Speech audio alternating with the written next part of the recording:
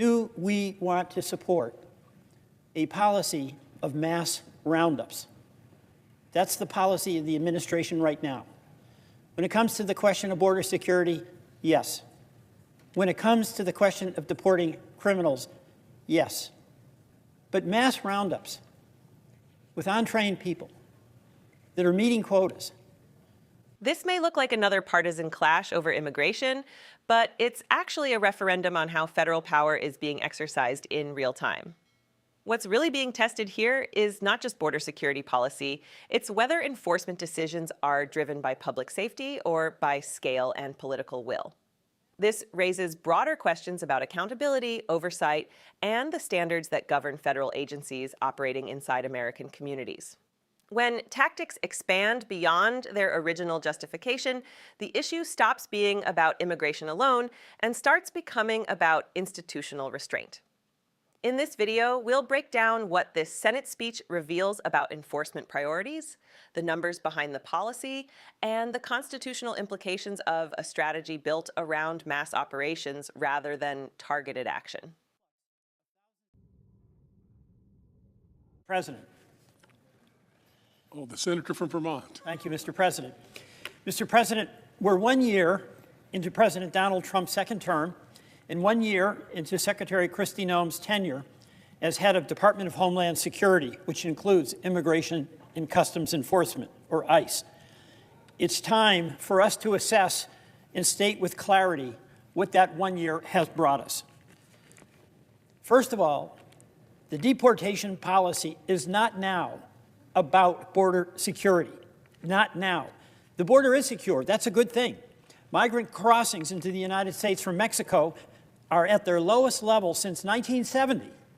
In August of 2024, during President Biden's administration, there were 107,000 encounters at the southern border, but in August of 2025, there were only 9,000.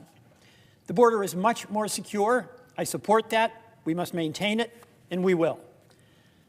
So is the deportation policy now about deporting criminals, something we support? There's evidence, and the evidence of what the policy is about comes from a Department of Homeland Security report itself. And what it says is that 14%, only 14% of the people who have been deported are dangerous criminals. No objection to deporting criminals. But that is only 14%, shows that the real purpose is to inflict on this country a policy of mass deportation. And the Trump administration is as good as its word. From day one with Stephen Miller, it has announced its intention to conduct mass deportation in the United States. It's set quotas. It's moved away from focusing on people with serious criminal convictions, and instead it's focused on getting the highest number of arrests and deportations as possible, up to 3,000 a day. You know, ICE got $75 billion, or Homeland Security got $75 billion from Congress, not from votes on our side.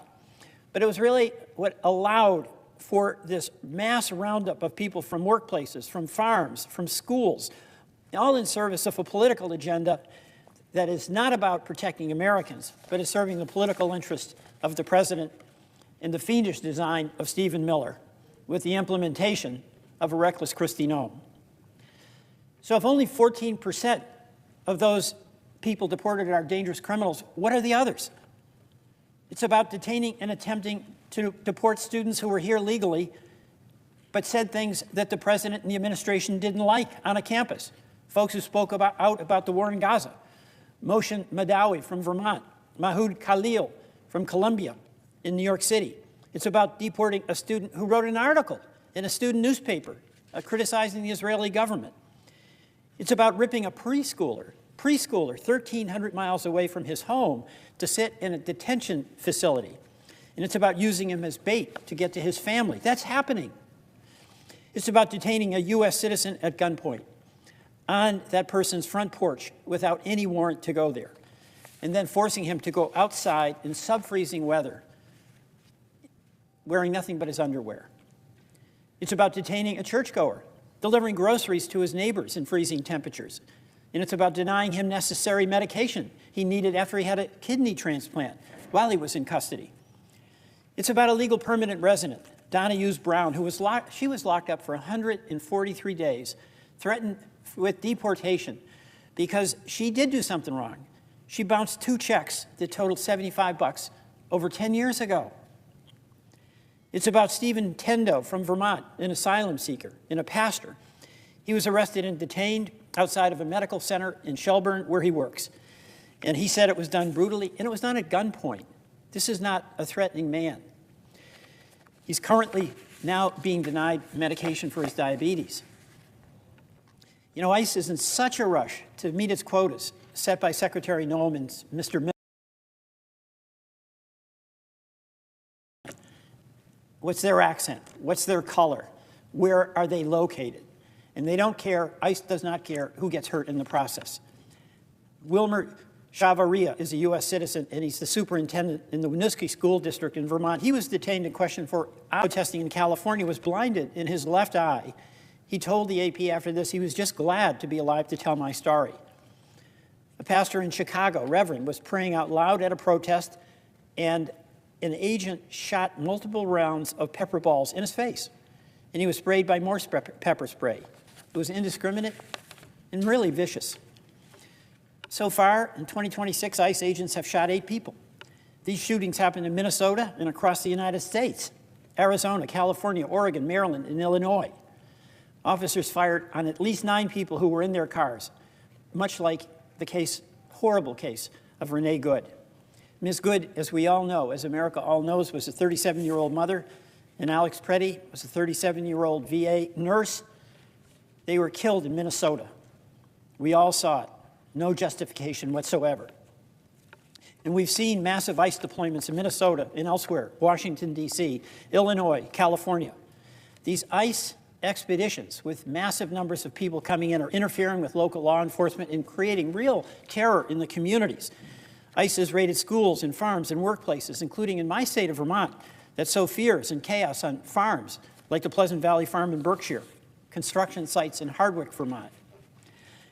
DHS is also rounding up so many people, they literally don't have places to put them.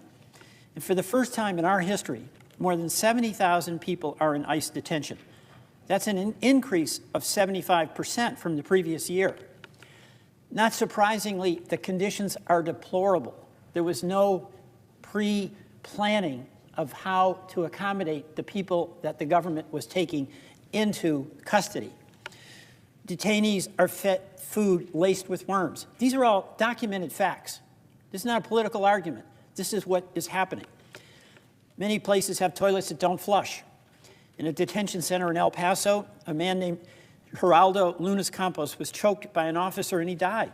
A teen was beat up by officers and now has hearing loss. And just this week, NBC reported an 18-month-old baby who was detained in South Texas was rushed to a hospital and treated for pneumonia, COVID-19, and RSV, and serious and severe respiratory distress. She was described as being at the brink of dying. 35 people have died in custody last year, and at least 6 died in detention centers in January of this year alone. You know, ICE is in such a hurry that many of the officers don't get the adequate training. Their identities are concealed. And most disturbingly, ICE and Kristi Noem accept no responsibility for the actions of their officers. You know, we're discussing reforms now in Congress. And the basic reforms that should be made are that any federal agency, including ICE, should have to abide by the standards that apply in Alabama or in Vermont to our local law enforcement agencies, where there is training, where there is accountability, where there are body cameras, where there are mechanisms in place for training, supervision, and accountability. But you know, the real question, my view, Mr. President, is this. Do we want to support a policy of mass roundups? That's the policy of the administration right now. When it comes to the question of border security, yes. When it comes to the question of deporting criminals, yes. But mass roundups with untrained people that are meeting quotas, and where we've seen the violent overreactions in many cases, where we've seen suffering inflicted on people who are in detention because there's no capacity to provide humane treatment to the people taken into custody by the government, where we've seen the havoc in communities where there are raids on our farms that need the migrant labor. There are raids in our construction sites, where when there is an influx of thousands of agents from ICE, it totally disrupts local law enforcement. And where so many of these people who are being rounded up are not a threat to our safety, What is the benefit to the American people? What is the price that our communities are paying? And what is our responsibility as a United States Senate to open our eyes and candidly assess what is the impact of a mass deportation policy? My view, Mr. President, is that we have an opportunity to move beyond what has been incredibly partisan rhetoric about the immigration issue. And the reason we have the opportunity is because there is now bipartisan agreement about a secure border. There is now bipartisan agreement about deporting criminals. Isn't it time for us to have the discussion about what legal ways to have an immigration policy that's safe and secure and benefits the American people as immigration has benefited us from the onset of our history? Mr. President, I thank you and I yield back.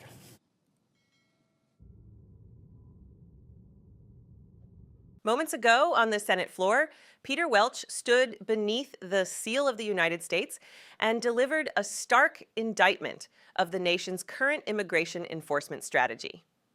He did not whisper. He did not hedge. He declared that ICE agents have shot 8 people this year. He described communities disrupted, families separated, lawful residents detained, and conditions inside detention facilities that he called documented and undeniable. And then he asked the question that now echoes far beyond that chamber. What is the real purpose of this policy? Welch began with a timeline. 1 year into President Donald Trump's second term, 1 year into Secretary Kristi Noem's leadership at the Department of Homeland Security, 1 year to assess the results. According to Welch, border crossings have dropped dramatically. He acknowledged that fact. He supported maintaining a secure border. But he argued that what we are witnessing now is not about border control. It is about scale, quotas, mass roundups. He cited a Department of Homeland Security report indicating that only 14% of those deported are classified as dangerous criminals. 14%. The rest, he argued, include students, legal residents, asylum seekers, churchgoers, and even U.S. citizens caught in the machinery of enforcement. Welch described an 18-month-old detained and hospitalized with respiratory illness. He referenced 35 people who died in custody last year and at least 6 in January alone. He described detention facilities overwhelmed, conditions deteriorating, training inadequate, identities concealed, accountability absent. These are not small allegations. They strike at the heart of what government power means in a constitutional republic.